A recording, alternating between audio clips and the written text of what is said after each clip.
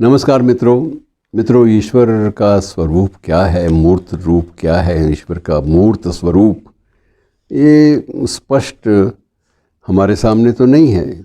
ईश्वर को किसने देखा है, इस बात का भी कोई तयशुदा या कोई निष्कर्ष आपके सामने हो।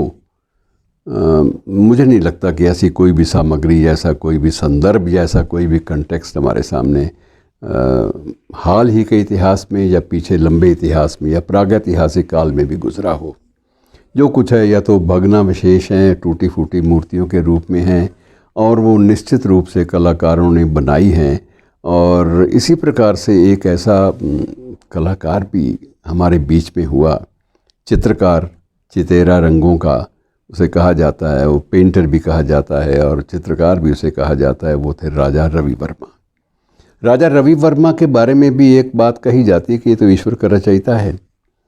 अर्थात आज ईश्वर को जिस रूप में कृष्ण को या विष्णु भगवान को या अन्य देवी देवताओं को हम लोग जानते हैं, जिस रूप में भी जानते हैं, जिस भव्यता के साथ हम उनके दर्शन करते हैं कि क्या इनकी नेत्रों की भंगिमा है, क्या इनके चेहरे की एक शांति है, जिस शांति, जिस भाव भंगिमा की बात करते, जिसकी तारीफ़ करते हम नहीं अघाते, वो सारी की सारी जो भाव भंगिमा है, वो शांति है, वो सारी की सारी उकेरने वाला शख्स राजा रवि वर्मा था। और इसी अप्रैल के अंतिम सप्ताह में उनका जन्म हुआ था। संयोग की बात है, इसलिए हमें उनको भी याद कर लेना चाहिए।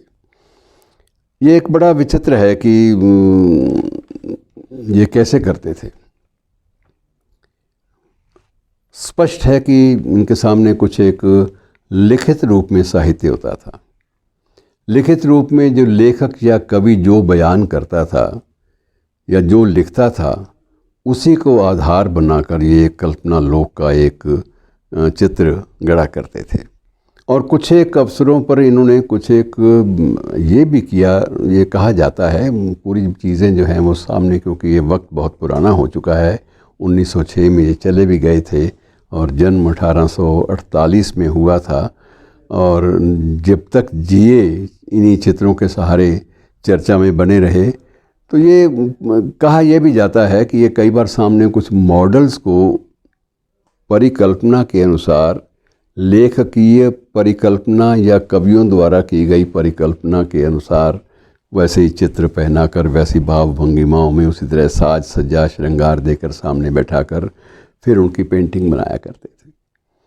लेकिन अब ये सारी चीज़ें जो हैं ये सिर्फ मॉडलिंग से तो इनका नहीं हो सकता कि मॉडलिंग के आधार पर तैयार किए गए चित्रों को आप पूजा की एक वस्तु बनाएंगे तो ये बड़ा अजीब सा लगेगा।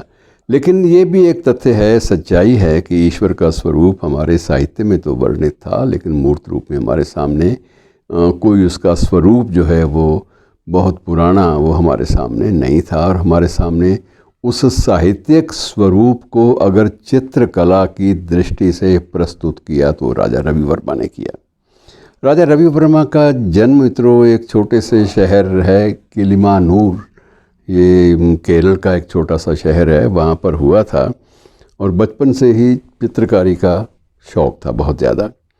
और 5 साल की उम्र में उन्होंने घर की दीवारों पर दैनिक जीवन में जो भी घटता, अगर पिटाई हो रही है किसी की तो भी, और अगर कोई शाबाशी मिल रही है तो भी, गुरुचरणों में नमस्कार हो रहा है तो भी, पिता के सामने हाथ जोड़ के खड़े हैं तो भी, या मंदिर के सामने खड़े हैं तो भी, तो वो सारी मुद्राओं को घर आकर दीवारों पर उकेर दिया करते थे। एक ये स्वभाव का हिस्सा बन गया था।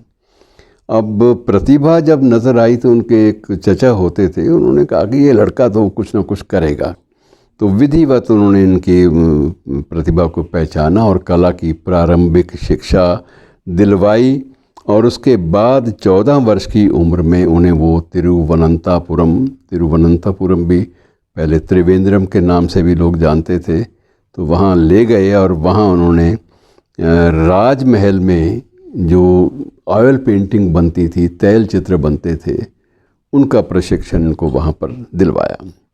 और बाद में उन्होंने फिर और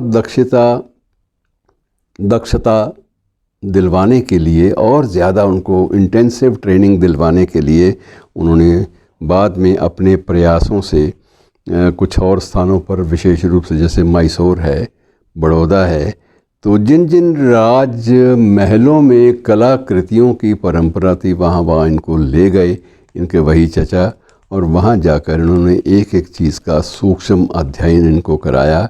और एक प्रकार से जो व्यवहारिक प्रशिक्षण देने वाली बात थी वो इस तरीके से हुई कि देश भर के जितने भी प्रमुख स्थल थे जहाँ प्रागैतिहासिक और ऐतिहासिक या पौराणिक कथानक जहाँ जहाँ चित्र थे उन सब से रूबरू कराया ताकि ये कुछ कर सके।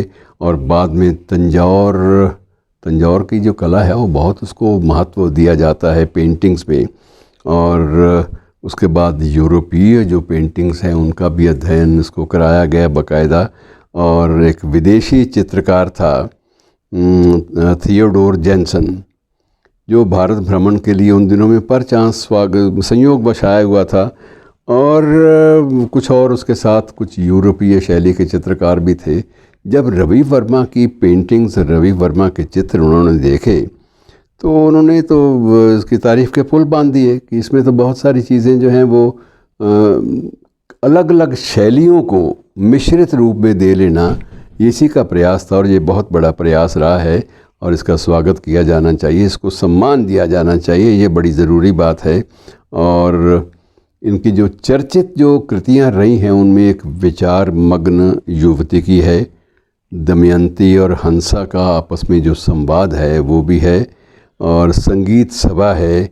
फिर अर्जुन और सुभद्रा का जो है प्रसंग वो अलग से चित्र के रूप में प्रस्तुत किया है। तो ऐसे बहुत सारे, जटायु का वध, ये भी एक चित्र पेंटिंग्स इनकी बहुत ज़्यादा चर्चा में रही। इसी प्रकार से कुछ अन्य भी पौराणिक आख्यानों पर आधारित जो चित्र थे वो हमारे सामने कोई लाया तो वो श्री राजा रवि वर्मा उसके माध्यम बने, और ये बहुत बड़ी बात थी। और अब तो ये स्थिति है कि राजा रवि वर्मा के चित्रों की अनुकृति के रूप में, नकल के रूप में एक विश्व की सबसे महंगी साड़ी बनी है, सिर्फ राजा रवि वर्मा के चित्रों की अनुकृति का प्रयोग करते हुए। और ये 40 लाख रुपए इसका मूल्य रखा गया है, और ये इसको Limca book of world record में भी शामिल किया गया। ये बात अलग है कि मूल्य बढ़ाने में उसमें जटित कुछ हीरे भी, उनका भी योगदान था, लेकिन मुख्य रूप से पेंटिंग। तो ये ऐसे जो कलाकार होते हैं मित्रों, ये सदा चर्चा में बने रहते हैं। 1908 में चले गए और आज लगभग एक सदी और 15-20 बरस ऊपर हो चुके हैं, लेकिन चर्चा में आज भी राजा रवि वर्मा हैं, और उन्हें चित्रकला का, अभी भी भारतीय चित्रकला का एक दीप स्तंभ माना जाता है। धन्यवाद।